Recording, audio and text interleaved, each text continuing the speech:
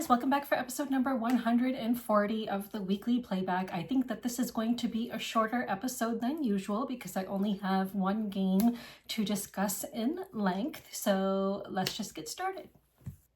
Let's talk about Belaad, the Land of Swords and Quills. So this is a 2020 game for 2 to 6 players designed by Ihsan Nazarizadeh, and the art is done by Dawood Diba, Kamyar Nasirifar, and Hamid Saeed, and it's published by Slima Games. Now this is a review copy which I received a few years ago, and it's just taken me a very long time to play it, but I'm so glad that I finally got it played and I really enjoyed my play of it. So in this game you have like 3 different factions. I'm going to call them factions, but I'm not sure what their actual word is to describe those boards or people. So the different factions you have are the kingdom, the people, and the order. And each faction has characters with unique abilities. So if you're playing as a 6-player game, you're going to kind of be playing in teams. Like 2 people will play as the kingdom, 2 people will play as the people, and 2 people will play as the order. In a 3-player game, you can play as just, one faction each. So I'm going to go and show you the different characters from each of the factions. So in the people, you have a folk hero, you have a preacher, you have Balul, you have a trustworthy person, and you have an altruist. So that is the people faction. Then I will show you the order, and the order consists of an assassin, it consists of a spy, a hashash, and then finally a sect leader. And then finally you have the kingdom faction, which consists of a vizier, you have a treasurer, you have a sheriff, a commander, and a sultan. So you're going to see on the bottom of each faction that character's ability, and I'll talk about how you activate that character's ability. Now this game is played over 4 generations, so basically 4 rounds, and in each of the 4 rounds you are going to have 5 scholar cards laid out. So the game comes with more scholar cards than are actually used, and I went ahead several years ago when I received this game and laminated all of the cards because at that time I couldn't find sleeves that fit the cards. So I went ahead and laminated each card, so I'm not sure that that was a great idea, but I did that, and then I rounded the corners. So I'm just going to show you some of the scholar cards that you'll be trying to get. But I really love the artwork in this game.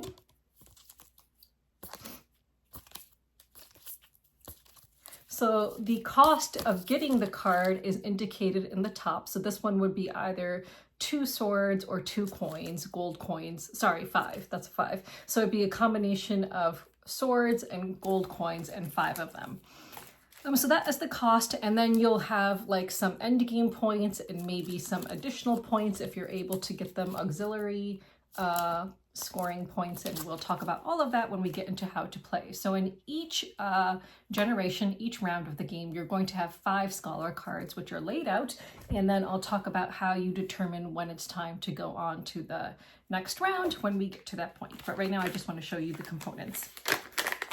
And these are the action cards. So these I did sleeve because I had sleeves that actually fit them. And we will talk about the actions and what they are when we get to them. Some of these are upside down, by the way, so. But here are the action cards, and I'll explain how those work when we get to that part of the game.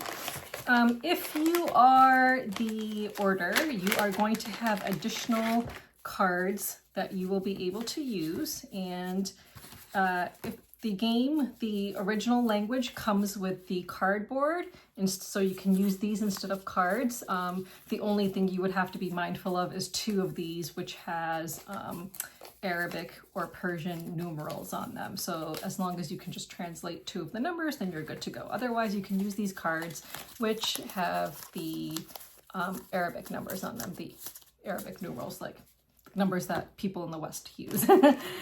So those belong to the order faction, and they'll be using those. And then you have coins, so you have gold coins with numbers 1 and 3 on them, and then red coins. And the red coins don't have any numbers on them, but they are separate from the gold coins. And then you have a bag filled with tokens. Now these tokens show different symbols on them, and some of them are orange, as you can see, and I'll talk about how those are used. So now let's talk about gameplay. So as I said, this game takes place over 4 generations, and in each generation you're going to have 5 scholar cards laid out before you, as well as 3 action cards. And everyone starts the game with 4 action cards in hand, if I remember correctly. I can just double check. If we just go to setup. I'm pretty sure it's 4. I can't remember right now, but I'm pretty sure it's 4. So the order, the order faction is trying to kill scholars, while the people and the kingdom are trying to recruit scholars. So a generation ends once there are only 2 scholar cards remaining in the center. So if there are only 2 remaining in the center, then you remove those and you lay out 5 new scholar cards and you start the next generation. The game can end immediately if the order completes its objective by killing a certain number of scholars and earning a certain number of points. Otherwise, the game will end at the end of the 4th generation, and then whoever has the most points between the people and the kingdom will win. So in my game, I played as the kingdom, but the people won in the game that I played as. So on your turn, what you're going to do is you're going to play an action card from your hand. And the action cards have various abilities for you to do, and some of those abilities may include drawing some tokens from this bag. And when you draw tokens from this bag, you're going to be enhancing your character's abilities. So for example, if I took an action that allowed me to draw tokens from the bag and I drew this token, I would place this on the matching board. So I would place it on my matching board. I'm going to just use defection that I used when I played, which would be, for me, the Sultan. So I would put it up here. So now you would see that I have a power of 2 for completing when I do this action. And what is that action? So this game comes with some good player aids, so I'll just refer to this. So the different types of main actions that you'll find on these boards are to collect gold from the pool. So that is this symbol. So if I played an action card that had that symbol on it, I would look to my board and see how much gold I can collect. So I would be able to collect 1 plus however many gold tokens I have placed over here. So if I had a total of 4 tokens and then 1 of this symbol, that would allow me to collect 5 gold from the bank if I did an action that allowed me to collect gold. So that's why you're collecting these tokens and enhancing your character's actions. This symbol allows you to steal gold from another player. So on my characters, that would be on top of the sheriff. So again, you have 1 to start with, and then you can enhance that ability by adding these tokens to that player board. Additionally, if you draw orange tokens, I'll explain how the orange tokens work, but you can also use them at the top. So they can count as wilds, and you can place them at the top to enhance abilities, but otherwise they can be used at the bottom to activate a character's special ability, and I'll talk about that in a little bit. So this symbol, if it comes up on an action card, allows you to steal gold from an opponent player.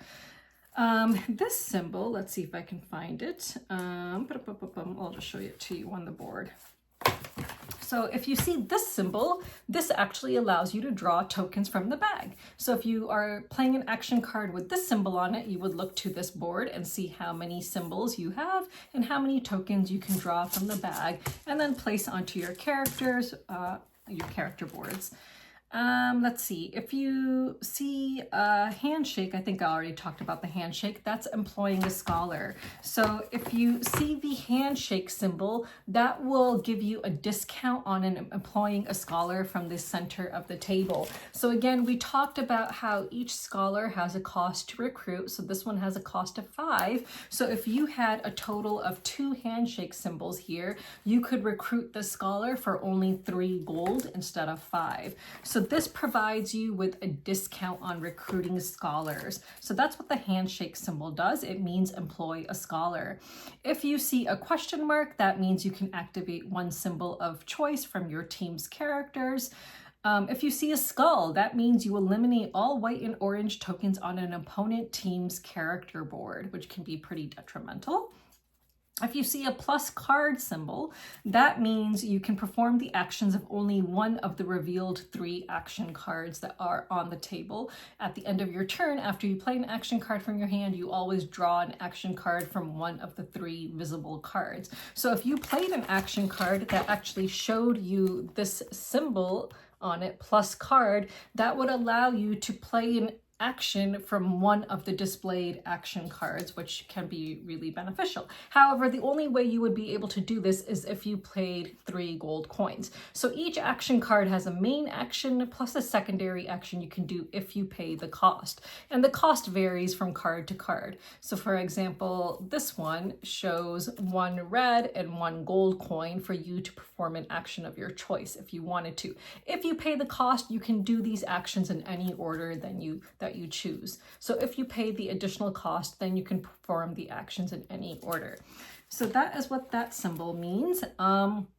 If you see a plus with 2 white tokens with question marks, that means that those 2 symbols are added to the symbols of one of your team's characters temporarily. So you're kind of boosting your character's ability by paying to have an additional, so in that case, you would have to pay, you know, suppose you're doing an action that allows you to collect money, and then at the bottom of that card, you see that, it wouldn't really be beneficial at that point because you have to, here we go. Like for example, here's a card. Like here you can either collect money or draw tokens, and then for a red coin, you can also boost an ability. But by already doing an action, you're not now activating another character. So you would want to pay the red coin in advance to temporarily boost an ability, which would then be one of these, to either collect coins or to draw tokens. So if you see this, you want to pay the coin first because it makes no sense to do the top action, then pay, and then temporarily boost an ability, which you are now not going to be able to use. So if that makes sense, hopefully that makes sense.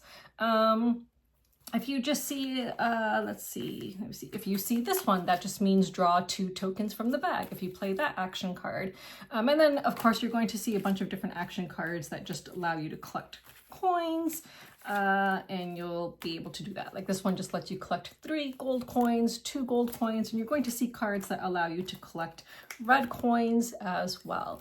So in that case, when you play these, you're taking the amount that's listed on the card. You are not looking at your player board to see how many of these symbols you have, to see how many gold coins you will take from the bank. You would only do that if you play this action that shows you this symbol.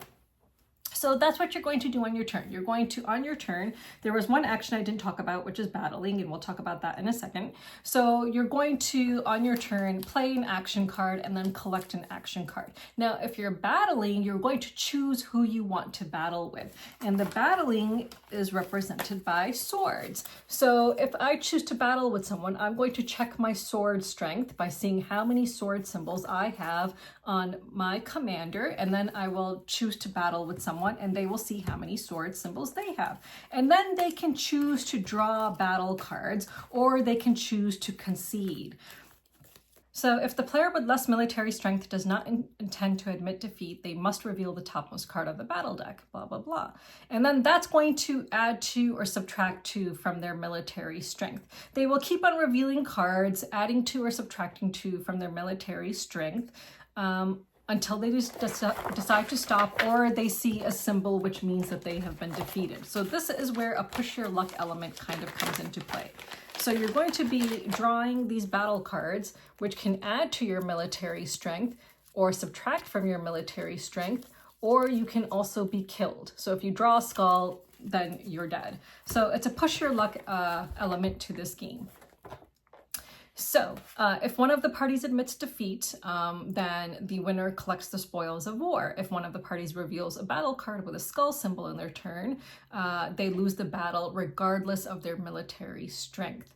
So yeah, and then if you are the winner, you're going to basically, so it says if the aggressor is the winner of the battle, they secretly take a look at the next battle card on top of the deck and place it face down next to their play area, because that's going to give them a certain number of points at the end of the game. So if you win a battle, you might get some points. I don't know what the highest value is. It might be 3 actually. No, 4. 4 is the highest value and 1 is the lowest value in terms of winning those points.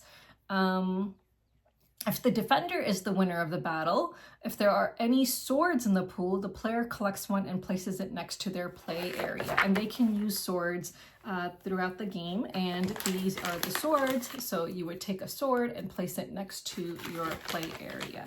And we already talked about one of the ways in which swords can be used in order to employ scholars.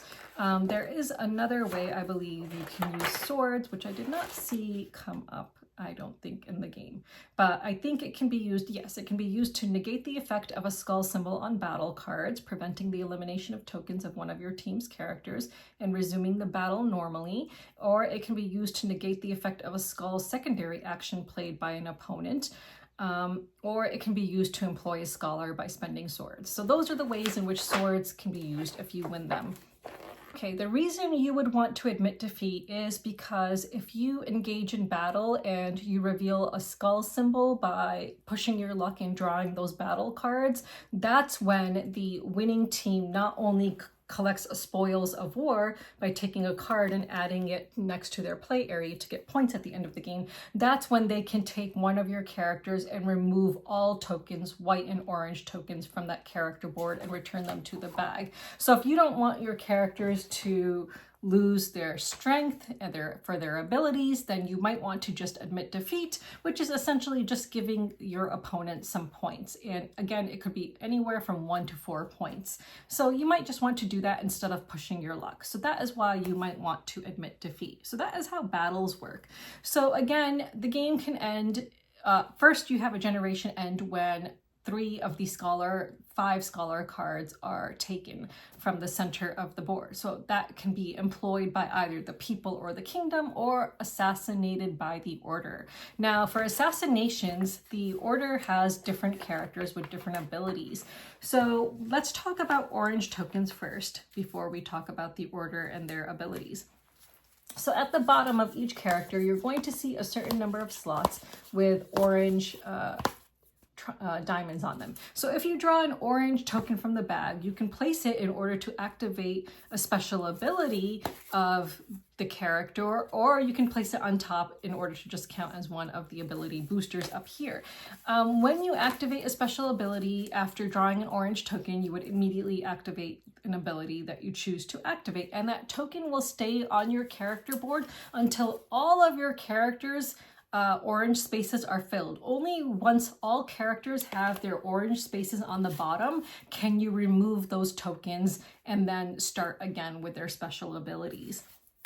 So let's just go over some of the abilities. So for example, in the kingdom, the treasurer has an ability which says collect the same number of gold from the pool as the number of symbols the highest character of the opponent team and set them on this board. So you would look at one of your opponents, and for example, if my opponent, the altruist, had like a total of 6 symbols here, including this one, I could then take 6 gold from the pool and add them to my treasurer board. And setting gold on your treasurer board is important because that means it can't be stolen. If you have gold that's not on your treasurer board, it can be stolen, and that means both gold and red coins. But if they're on this board, they are protected. So that's like an example of one of the special abilities of the kingdom faction. The Sultan, if I had placed an orange here, I could do either this, this, or this. Yeah, so, you know, each character has a special ability. The people, which is the Green Party faction, let's see, here's one, Palu. It says, discard all tokens placed at the top of your team's greatest character board with at least 2 tokens and employ 1 scholar. So they can employ a scholar for free, essentially, basically by removing all tokens from a board, which is nice. Oh, this board is kind of falling apart. Need to glue it. Okay. This one, you can copy the ability of a character from the kingdom or people's team. So as you can see, different factions, characters have different abilities. Now let's talk about the order, because the order has to kill, assassinate scholars in order to win the game. So in order to win the game, they need to pay 4 gold in order to commit an assassination, but they have to do that by placing an orange token here. So for them, it's really important to be able to fill all of their orange spots on their boards and then assassinate someone, but they need to fill the orange spots so that they can then remove all the orange tokens and then be able to assassinate again. So in order to win by assassination, they have to reach a certain number of points. So let me just go to that. So yes. So the game can end in one of 2 ways. As soon as the kingdom or people team employs the 3rd scholar from the revealed scholars of the 4th generation, which is the last generation, or the order had won before then. Okay, so the second circumstance by which the game ends is when the order team meets all their victory conditions. And then the game ends immediately. So the victory conditions of the order team are completely different and can only be achieved before the end of the game, the end of the 4th generation. So, so they can win only if they assassinate enough scholars until the number of their scientific symbols collectively is 6. But in order to score these scientific symbols, they also have to place tokens on the card in some situations. So for example, if they assassinated this person, they again would have needed to have used the sect leader and pay 4 coins in order to assassinate this person, but it's giving them only 1 scientific point. The cards that would give them more scientific points require them to also place tokens on those cards in order for them to count those points. So for example, let's suppose they wanted to assassinate this person. They would get 3 scientific points, but they also need to have these tokens placed on the card in order to count those points. So they need a total of 6 scientific points in order to win the game immediately. So that's how the order would win. So again, if they don't win, you're going to play until the end of the 4th generation when the 3rd scholar has been recruited in the 4th generation. And then you would see who has the most points between the kingdom and the people if the game ends that way. Some of these scholars have extra points that you can earn. So for example, this one, it says for your red/gold coins, for a total of 3 of them, you can get an extra point. Some of them will give you set collection. So for example, here is a wheel symbol. So if you had a certain number of wheel symbols collected between all of your scholars, you would get an extra number of points. So in order to get those, you would need 2 in order to get 2 points, 3 in order to get 5 points, or 4 in order to get 8 points. So if you're going after set collection points, you might be able to do that. I would say it's pretty hard to get points that way because, again, the cards, you know, the remaining 2 cards at the end of a generation are wiped before you set out 5 new cards for the next generation, and there are only 4 generations, so I feel like getting points through set collection is a little bit harder. So in the case of a tie in points between the kingdom and people teams, the winner is the team with the most swords. If there is still a tie, the team with the most gold coins is the winner. If there's still a tie, then you share victory. So in this game, There are a number of you know, ways to perform different actions, and you might be able to even kind of, you know, I won't say combo, but there's like just, you know, a little bit of comboing that might be happening here. And yeah, it's just a really fun game in which you're just trying to, you know, perform actions at the right time. There is take that in this game, so if you don't like take that, then it's probably not the game for you. But in this game, it was actually kind of enjoyable because, you know, it feels necessary in this game. It's not like a game with take that in it where you kind of just feel like you're just getting screwed over time and time again. It's kind of necessary in this game, especially with the 3 different factions with kind of asymmetrical player powers and stuff.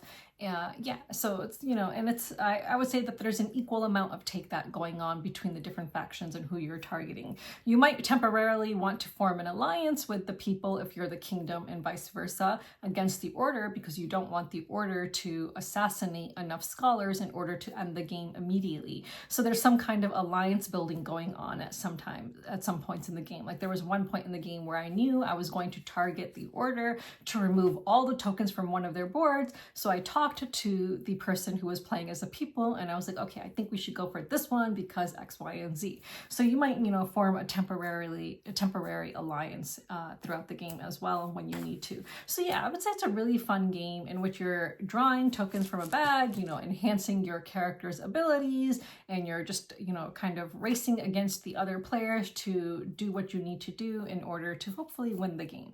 But if you are the kingdom and the people, you definitely want to prevent the order from killing enough scholars to end the game immediately. So you do want to form those temporary alliances. So I think it's a really fun game.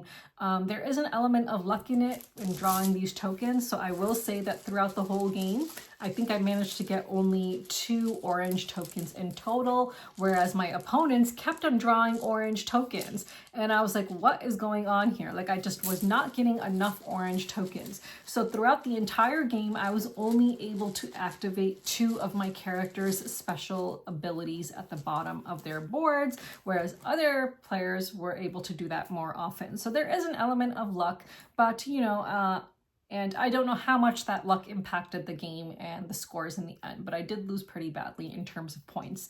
Like, so the game ended when the 3rd scholar was taken from the 4th generation, and then we counted up our points, and I think I only had like, I can check and see how many points I had, in fact, because I recorded the scores. So let's see how many points I had. So yeah, so again, an element of luck, but otherwise I really enjoyed this game with the unique player powers and stuff. And yeah, just a really fun historical game. And you know, it has, the scholars in this game are based on real historical figures, which is also very cool. And it comes with a book, the Scholar's Guidebook, where you can learn about all of these Muslim and Arab and Persian scholars, which is really awesome. So I really appreciate this as someone with ancestry from this part of the world, and just seeing these scholars highlighted in a game is really, really awesome. So this game is unfortunately not available in America. Islima, the publisher, I believe, is Iranian, and so this game is not available here. However, I do think there is a German edition available if you want to try to get the German edition. Again, it's a 2020 game, so I don't know how easy it would be to get, but if this sounds like something you're interested in, then maybe you can help, you know, bring this game to a larger audience by, you know, expressing interest in it, and maybe getting some other publisher to localize it in English or other languages. So yeah, so, you know, check it out. It's got a good rating on Board Game Geek, and if it sounds like something you're interested in, then try to, you know, create contacts for this publisher and help them to get their game out in the world and get noticed by more people. I do think it's a fun game, and the 2 people I played it with also really enjoyed it. So yeah, so again, that was Belaad, the Land of Swords and Quills, and thank you again to Islima for providing me with this awesome review copy. Yeah, so let's move on. Another game I played recently is Flamecraft. So I played a 3-player game of Flamecraft. I mean, I've got a number of plays of this game, and so it's not anything new, so I'm not going to go into great detail talking about it, but I just want to post a picture because I actually recently had backed, not recently, it was quite a while ago, I had backed the playmat from All Play that has Sandra Tang's art on it. The playmat is actually smaller than my table, and I don't know why I backed the smaller size now. I can't remember because I probably should have backed the larger size, which would have filled up more of my table. But anyway, so I backed the playmat which has dragons on it, so it fit the theme of the game, so you can just see the picture here, so that was nice. But yeah, and I also played a 3-player game of Earth, which I think I've discussed before on my channel, though at the time I discussed it I probably did not own my own copy. I do own my own copy of Earth now, but I just decided I would just not go into a big explanation of this game because I think I've talked about it before, and I'm sure that there's like a million explanations of Earth out there, since, you know, it's a really great game and it's, you know, got a lot of fans. So that's Earth from, I believe it's Inside Up Games, right? And this time when we played with an expansion, which was the seeds. Like, you have these seeds that you can kind of use, and you can use them in order to kind of go fishing through decks. No one in our game used the seeds to do that, but they did come in handy for other reasons because you can also kind of trade them in for things and stuff. So yeah, and I think that there's an animal expansion to Earth coming out as well. Right? So I think that that was on Kickstarter at some point. So those are 2 other games that I played recently, but that I'm not going to discuss in great detail. So let's move on. So let's talk about games that I'm backing, which is going to be super quick because I'm not backing anything. And I think that's going to be the case more often than not going forward because of the tariffs. But I did receive a game that I had backed. Well, I had added it as an add-on to one of the things that I had backed recently. So when I backed the Harvest Fall Festival expansion, I added on the new edition of Parks. So my new edition of Parks arrived. So yeah, and it's called the Summit Edition. I'm not sure if it includes all the expansions or not. It didn't look like it included the Nightfall expansion, so I'm not entirely sure, but it is numbered. So mine's numbered 5,498 out of 10,000. And the rulebook is really nice. I really like the bear here and the artwork on it. A lot of people said that they prefer the artwork of the old edition, which is fair. I would have to take out the old edition to compare because now I don't remember the differences in artwork. So I will, and I'll be keeping my old edition, I think, just because I'm not sure if that will now go out of print or what. And it comes with 2 trays in which you will be storing the different components, and it comes with screen printed animals. So I think in the old edition, if I remember correctly, all the animals were just brown, if I remember correctly, but these animals are colored. So yeah, so it's just nice to see these cute little animals. So I'll just show you a couple more. So here are just some examples of animals. Otherwise, the tokens, I think, look pretty much the same. They look like they might be larger than in the old edition. In the new edition, each player has a board that looks like this, and they are dual layered. So you'll be storing your tokens here. I'll just show you the inside of the box. So those player boards were placed here. And each new edition comes with a play mat instead of a board. So the play mat looks like this. So that's really nice. I think I do like playing with playmats actually. So that's nice. And then I will show you some of the other components as soon as I roll this up. So we have these boards. I guess maybe, I don't remember what these are. I think maybe you add them to the playmat and it varies things up. I don't know. We've got these, which I'm not sure what these are. They look like tents, I guess. We've got these tokens, and I'm not sure what these are. It's been a long time. Okay, I guess these are campfires, but I'm not sure what you use them for. It's been quite some time since I've played, actually. You've got player tokens in different colors. So the colors are like orange, blue, yellow, and white. No, orange and green. Wait. Orange, blue. Oh, yeah. It's a 5-player game, right? Did I mention green? I can't remember. But here are the player colors. So I can't remember what colors I mentioned, but it looks like it goes up to 5 players. So those are the player colors, and each person has, it looks like 2 hikers. And then just like in the old game, you have like a bunch of these different tiles and stuff like that. There is a ladybug. I'm not sure what the ladybug is used for. I think that there was a wooden ladybug here. Oh yeah, here's a wooden one. I love ladybugs, by the way, so it's really nice to see a ladybug. There's this really pretty thing. I don't know what that's supposed to be. There's a die. And then I will show you some of the cards so you can see the artwork, because the artwork is pretty. So if you pre-ordered the new edition, it came with an extra special holographic card, which is really pretty. So mine came with this one in a small envelope, and then the regular cards, it came with this one as a holographic card. So I actually have 2 of them, but let me just show you some of the artwork. I think it's really pretty. I know that some people prefer the old artwork, but I still think that this is really pretty. So again, I'm gonna have to take out the old edition and compare, but I think that the art on these cards is just really, really pretty as well. So I'm not complaining about the art. I think it's really nice. I like it. And then there's a bunch of small cards, which I guess I'm not gonna show, but you know. So yeah, so that is the new edition of Parks. So looking forward to hopefully playing with my new edition at some point. And I think that that's my most recent arrival. I don't have any other new games to show at the moment.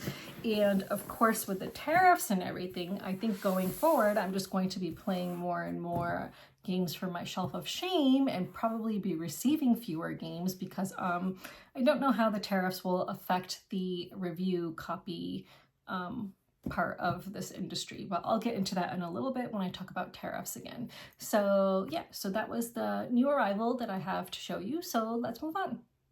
So no major channel updates or anything like that. I feel like the future is very much up in the air about cons, like conventions and stuff. Like I know I'm not going to UKGE, like that's for sure. That's like, you know, in May, and it's already mid-April. So I definitely know I'm not going to UKGE.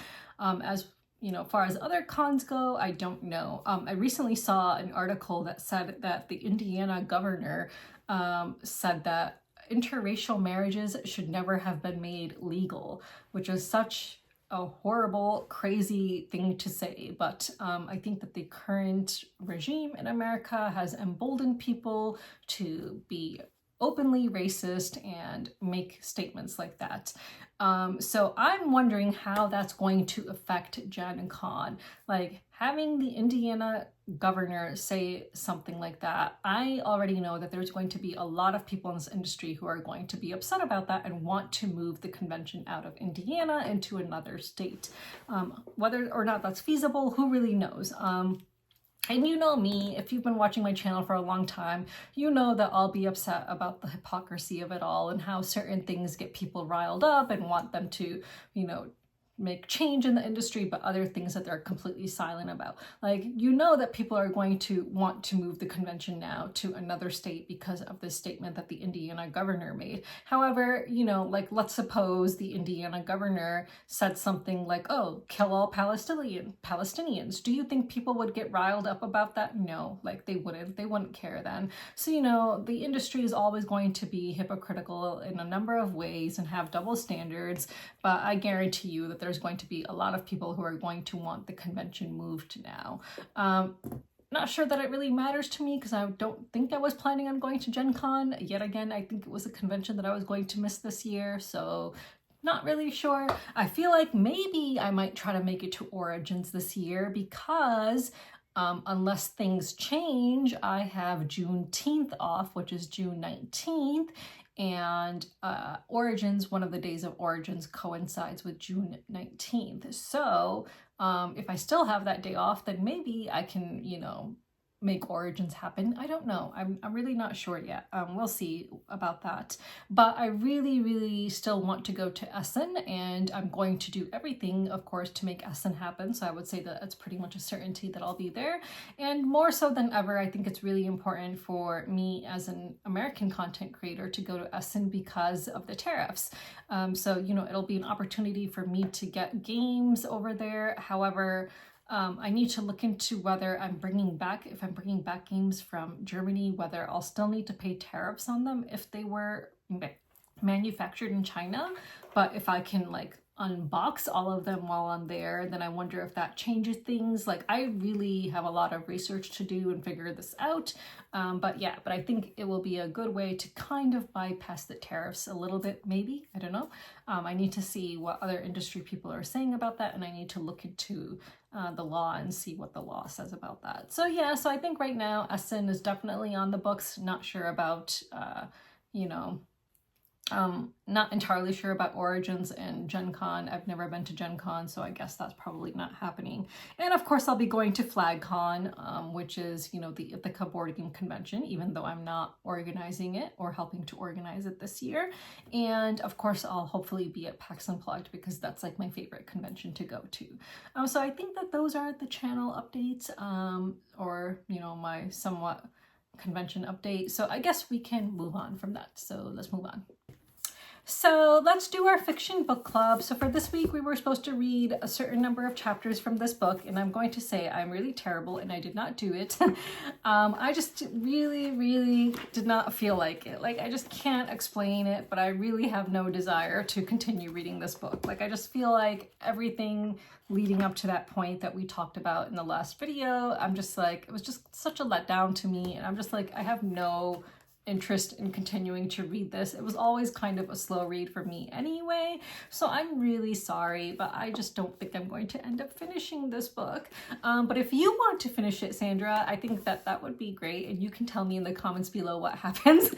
I kind of skimmed through the pages to see if any words or sentences would stand out to me that would make me feel like, okay, maybe I really should read this because it looks like something really big is going to happen or something really exciting is going to happen. So I kind of flipped through the pages to see if anything would stand out to me, and nothing really did. And then I flipped to the very last paragraph of the book to read that, and then that kind of just, made me feel like, for sure, like, yeah, I can do without reading the rest of the book. For me, I feel like it's already kind of, concluded in a way. So I don't think I'm going to finish it, but if you are, let me know how it ends and whether you enjoyed the rest of it. So I'm really sorry. I know I'm a terrible book club leader or whatever. So I thought, for our next book, maybe we could read something cozy and light and maybe fun. So I'm thinking of suggesting Legends and Lattes by Travis Baldree. I've heard a lot about this. It's a New York Times bestseller. I've heard so much about this book and how people really love it, and it's really cozy, and it's got like a bunch of different kinds of fantasy creatures like orcs and whatever, and it's supposed to be really cute. So let me know what you think about reading this as our next book. Or if you have any suggestions, please leave them in the comments below. I really enjoyed that Japanese book we read, the Dollar Gut Dream Department Store. I think that's what it was called. And I've kind of been in search of another book like that. And I kind of really liked how it was almost an anthology. I mean, it wasn't an anthology, obviously, but I really liked how different chapters kind of focused on different things.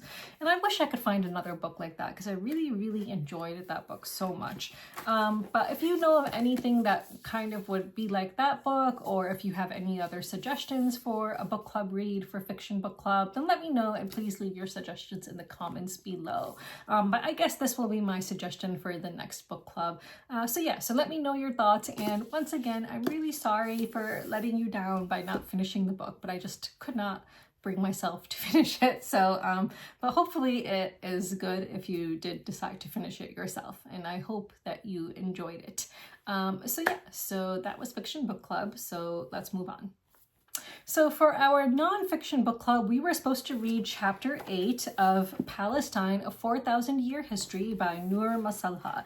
And chapter 8 is called Palestinian Statehood in the 18th Century, Early Modernities and Practical Sovereignty in Palestine. So this chapter starts out by talking about the lens through which Palestine is often studied. And it says that the history of modern Palestine is often studied from and with European, Ottoman, and Zionist settler perspectives. The autonomous agency and voice of Palestine and the Palestinians themselves are seldom recognized, which of course is true. And I think anyone who is enlightened about history and how history is studied in the world knows that. So it goes through some really interesting information about the different kinds of states that kind of existed in the Muslim world. And it gives some examples, like one of the examples it gives is the Caliphate of Cordoba, the Emirate of Granada, the Sultanate of Oman, and so on. And it talks about what these states were like and how they should be recognized as states, even though in the modern sense of the word, these strict kind of borders were not yet established. Again, people keep on trying to argue that Palestine never existed because it didn't have modern borders that, appear on modern maps. But as you'll see throughout this chapter, like there were maps that did mention Palestine, and as we've seen throughout the rest of the book as well. And, it did have like a nation. It was a nation, and it had a sense of nationality. You'll see that from reading this chapter. Let's see. Let's see. As usual, I highlighted quite a bit, but I don't want to just regurgitate word for word what it says. So, it talks about one of the people who kind of was in the beginning of the modern Palestine, was kind of at the forefront of bringing Palestine into what it became in the modern world. And it talks about, the trade that Palestine engaged in, the buildings that were built there, the big mosque, schools and the caravanserais and all of that stuff again. So this one person it mentions, Khair al-Din al-Ramli, so it says that he was one of the most extraordinary Palestinian jurists of all times and a prominent 17th century Islamic jurist, public intellectual, and writer in Ottoman Palestine. So it says that he was a landowner and farmer in 17th century Palestine, and his descendants, the Khairis, remained wealthy farmers and prominent figures in the town for nearly 3 centuries until the 1948 Nakba. And as we all know from our previous book clubs, we know what the Nakba was. That was the great expulsion and extermination of Palestinians, which caused, which forced Palestinians out from their homes. So it's just, really depressing to read something like that. And we've, seen even in this genocide, generations and entire lineages wiped out in this genocide. So seeing that is just really, in writing, it just kind of makes it even more depressing. One thing that I didn't know, which I found interesting, was that one of the founders of the 4 great Sunni schools of Islamic jurisprudence, Imam al-Shafi'i, was born in Gaza. Now, I don't know this because I'm actually Shia, so I'm the kind of Muslim that you find primarily in Iran, Iraq, and Lebanon. So I did not know this actually about Imam al-Shafi'i. So I thought that was interesting. So yeah, again, it just talks about Palestine and how it should be recognized as a country outside of, the way the West studies nations and modern nations and all of that. So one of the quotes in this book I have highlighted is saying that All this demonstrates that the social, administrative, and geographic memories of Palestine among indigenous Palestinians were very much alive in the 17th and 18th centuries. In the 15th to 17th centuries, among local Palestinians, these centuries of lived and living memories of Islamic Philistine would be far more powerful than the historical memories of Islamic Spain, Al-Andalus, among Arabs and Muslims today. I thought that that was really interesting. And having recently been to Andalusia, where these Muslim empires existed, having recently been to Granada and Cordoba, I think that that's just really interesting to learn about and hear. And yeah, when I was there, I didn't feel like, there are Muslims still living there today, but it didn't feel like they're, you know, I would have to look into the histories of Cordoba and Granada, but it didn't feel like they're Muslims who have been living there for generations and generations, because again, during the Inquisition, a lot of Muslims were kicked out of Spain as well. So yeah, so of course, in somewhere like Palestine, you are going to have generations and generations of people who, you know, who've been living there. And so you will have this passed down sense of history from generation to generation that you might not have in a place like Cordoba or Granada. So yeah, it says scholars of modern Middle East are often preoccupied with the history and politics of urban elites and with nationalism and modernities imported from Europe in the 19th century. So they'll like ignore the peasant and frontier societies and so on, which is of course true. And again, it talks about how the Palestinian voice is ignored and people just want to study Palestine while ignoring the Palestinian voice, which is true. What else? Oh, it talks about the English Industrial Revolution and Palestine and all of that. And it talks about, you know, all the things that Palestine exported to Europe, which I thought was really interesting, including cotton. So, you know, for a while they were this huge exporter of cotton, and then they became a huge exporter of, like, you know, oranges. And their oranges, I guess, were quite famous in the world, which is really cool. Yeah, what else? I highlighted something in this book, and the reason I highlighted this one thing in this book was because the source it came from was a professor of mine. The source he used for one of the things that he wrote about was a book written by a former professor of mine. So, and that's when he's talking about cotton, and he says, for many centuries since the Middle Ages, Palestine and the Galilee had been a major area of cotton cultivation. And he quotes, he cites Quattert as his source for that. And Donald Quattert was a professor of mine in undergrad who inspired me to go and get a PhD. Well, I didn't complete the PhD, but he inspired me to want to get a PhD in Middle Eastern Studies. And Quattert was an Ottoman historian. So he was one of the leading Ottoman historians. He unfortunately passed away many years ago, but he was just so wonderful, such an amazing man. And I took a number of courses with him when I was in undergrad at Binghamton University, and he was just so nice. I just really, when I learned that he had died, I was just really sad to learn of his death. He was just so sweet. Yeah, so just really seeing his name just brought up so many memories of having class with him. It talked about the souk, the market that existed and apparently still exists, and yeah, and it says that the Souk al-Qatanin is located on the west side of the Haram al-Sharif. This market dates from 1336 to 1337 AD and contains some of the most exquisite and richest Islamic architecture in Jerusalem. Hearing that makes me really want to go and visit, but of course, that's probably not going to happen given everything that's going on in the world. So, you know, one of the people who this book talked about was Al-Umar, and it said that his rule was of modern creation. His administration grew rich on foreign export of cotton and olive oil, and his rule consolidated and expanded this lucrative trade with Europe, and by the mid-18th century, regional and global trade in cotton and textiles made his capital city of Accra and the Palestinian city of Nablus the biggest and the most prosperous cities in the country and among the largest cities of Al-Sham. So yeah, I mean, you know, the book talked quite a bit about what he did and how he, like, you know, ruled Palestine, and he was called, I believe, the King of Galilee. I think they referred to him as that at one point. So yeah, so, you know, again, this chapter just shows you what we've seen all along, that Palestine always existed.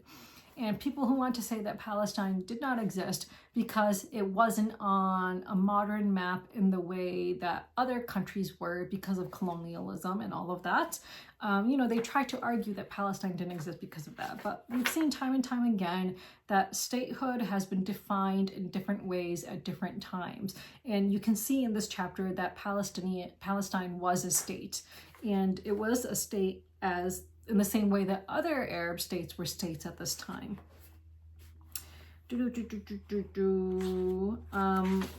can't find it now, but I remember reading about one of the mosques. I think it was called the White Mosque or something like that, that was built, and how it included so much. It included like a library, it included dormitories and all of this stuff.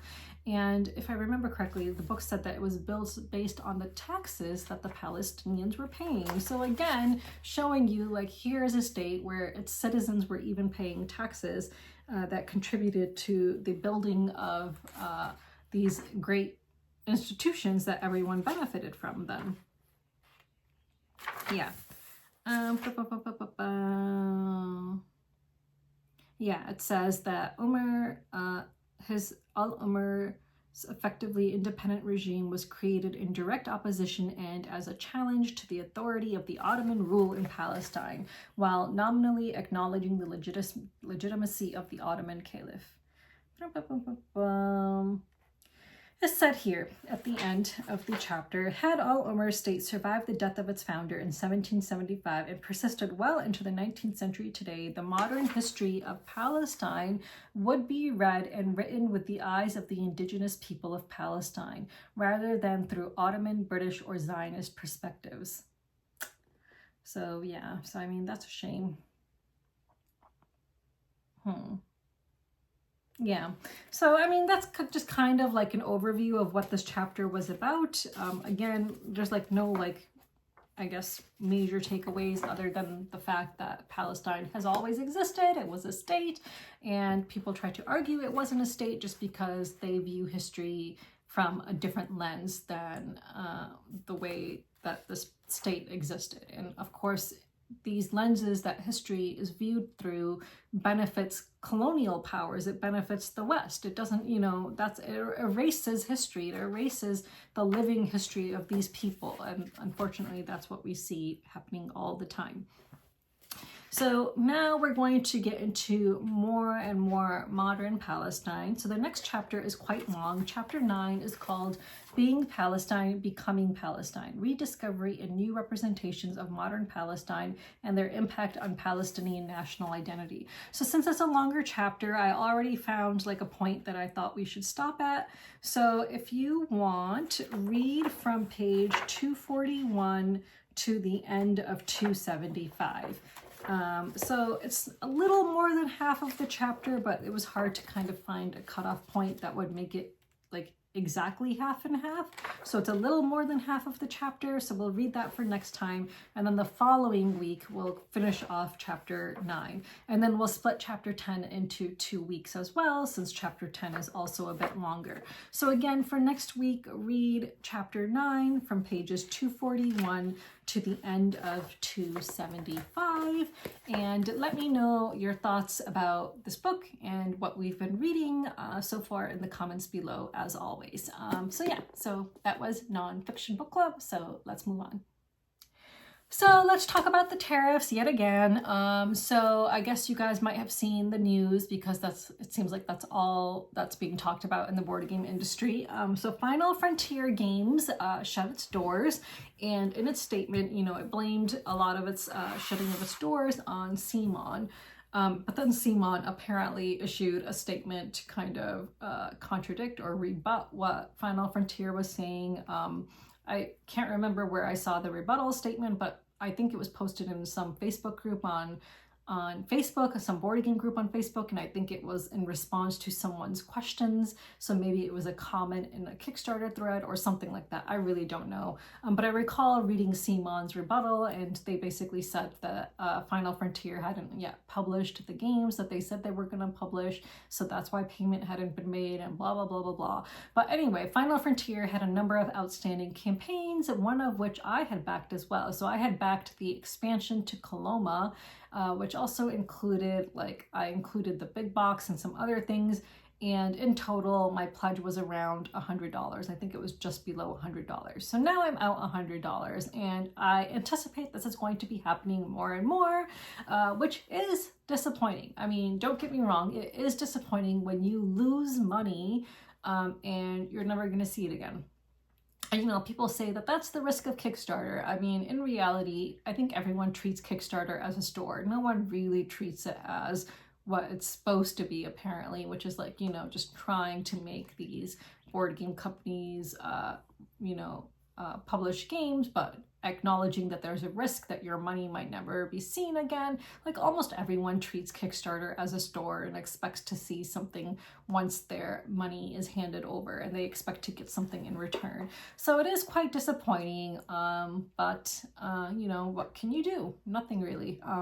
I wish that Final Frontier would offer to refund the money, but it seems like a bit of a Ponzi scheme on their end where, and I think a lot of publishers do this, but you use the money you raised from one game to then start developing and creating another game. And then when that one hits Kickstarter, then the money used from that one is now used to develop and create a new game, and so on and so on and so on. So you're always relying on a new game in order to kind of survive. And as a result, people like us, the backers, we're not going to see our money refunded. I'm glad that I got a partial refund to Adventures in Neverland after pestering them so much, because they also released a statement saying that they are now being affected by the tariffs. And it's like, no, you're not being affected by the tariffs. Your campaign ended in 2020. There was a really funny comment. I mean, not funny for the person who left it, but there was a really funny comment on Adventures in Neverland, their latest update, where someone wrote that at the time they backed the game for their then girlfriend. And since then, they got married to that person and divorced from that person. So here they've seen, the entire evolution of this relationship, and they still haven't gotten this game. And I thought that was just really, really funny and sad. but I'm glad I got a partial refund for Adventures in Neverland, because this publisher is now using tariffs as an excuse, but God only knows why they're still putting out updates when I think it's almost like an absolute certainty that no one is ever going to see that game. Yeah. And then we saw that Greater Than Games or something like that is also gone, done with. But they were under Flat River Group or something like that. So I'm not really sure how that works. How this kind of conglomerate or entity, which has other publishers under it, decides, okay, this publisher is no longer going to be making games. So I don't know how that works. And I'm not going to pretend to know. So it is disappointing that people are losing money. I've lost money now as well. And yeah, it's disappointing to know that we're going to be losing more and more money, and we're probably not going to get refunded. But just as a reminder, what is worse than tariffs? Genocide is worse than tariffs. While we are seeing this country implode and the board game industry implode, just remember, you still have your heads attached to your bodies. You still have your lives. You still have the ability to breathe and to continue existing in this world, whether or not you want to. But Palestinians do not. And it's just so disappointing to see how it's this that, causes this amount of passion and outrage. And it's not literally people being kidnapped by ICE and being sent to detention centers, or the president saying he's going to start sending citizens to El Salvador. Look at the Holocaust and look at how many of the concentration camps were outside of Germany. So if you think that we are safe, we are not safe. We are going to this country is, going to start using prisons and concentration camps essentially outside of America. And that's what's going to happen. The president is already doing everything he can to bypass law, to, ignore checks and balances, and he's, a full-on dictator, fascist dictator at this point. And that's really scary, and it's really upsetting to see that the main talking points, and in many instances, the only talking points from people in this industry is about the tariffs. Like, there's a lot more to be worried about than the tariffs, for God's sakes. Like, I understand that there's a lot of people's livelihoods who that are being impacted by the tariffs, but like, what does it matter whether or not you can make money if this country is descending into pure fascism and dictatorship, and people's voices are being silenced, free speech is being chilled because Trump is basically saying he's going to not allow people in this country who say anything against Israel. He's going to eventually start revoking citizenship. He's already said that birthright citizenship should no longer be a thing in America, and sooner or later he's going to start stripping people of their citizenship. I mean, it's only a step away. Like, the things that he's already done so far in a matter of a few months, I thought would have taken a little bit longer, to be honest. Like, I think we all saw these things coming. We just thought that it would take a little bit longer. So, I understand that the tariffs are bad and that people are upset and people are losing their livelihoods, but you have far bigger things you should be worrying about and scared about and vocal about, and people are still not vocal about those things. And if you still cannot see the connection between Palestine and all of this, then you are just fucking blind. You are willfully sticking your head in the sand. And yeah, and then in that case, maybe you deserve what you are getting, because like, if you choose to purposely ignore what's happening in Palestine, then I don't know if I feel sorry for you. Like, I feel sorry for the people who have empathy for others, who are not just like them. I feel sorry for people who actually have a heart and are not selfish and care about only themselves. And people still are failing to see the connection between Palestine and what's happening in this country, and they fail to see the fact that we are literally the United States of Israel. Like, that's what this country basically is. And if you can't see all the laws that are being passed and how it's being made illegal and a crime to criticize Israel, if you can't see the letters that are being written to universities and the things that they are threatening universities with and how that's all connected to Palestine, I just don't know what to say anymore. Like, I just think people in this industry just choose to remain ignorant and stupid, and there's no excuse for that anymore. There's like literally no excuse. You're way past the point where you can make excuses for not caring about Palestine. And you're way past the point where you can make excuses for supporting Zionist publishers in this industry. Like, we are literally like in a fascist country now, and you supporting Zionist publishers is no different from having supported, people supporting Nazis in Germany in the 1940s. Like, that's what it is. If you are supporting Zionists today, then that is akin to supporting Nazis during World War II. And yeah, so if you are still supporting Zion-Nazi publishers and, promoting their games and all of that, then you are a part of the problem. But is the industry going to acknowledge that? Are big names in this industry going to say anything about it? Nope, they're still staying silent about it. And they will catch up when it's way too late, when it's much, much down the road. Like, so much time has passed. They're going to catch up way later. Just like it took Eric Lang a long fucking time to realize that, yeah, the Democratic Party is absolute shit, and it's no different than the Republican Party, and they don't give a shit about you. And him now posting about how the Democratic Party sucks and this and that and blah, blah, blah. Things that other people like me have been saying for a long time. Like, again, people in this industry have the ability to educate themselves and speak up, and right now acknowledge that Zionism isn't evil, just like Nazism, which needs to be eradicated.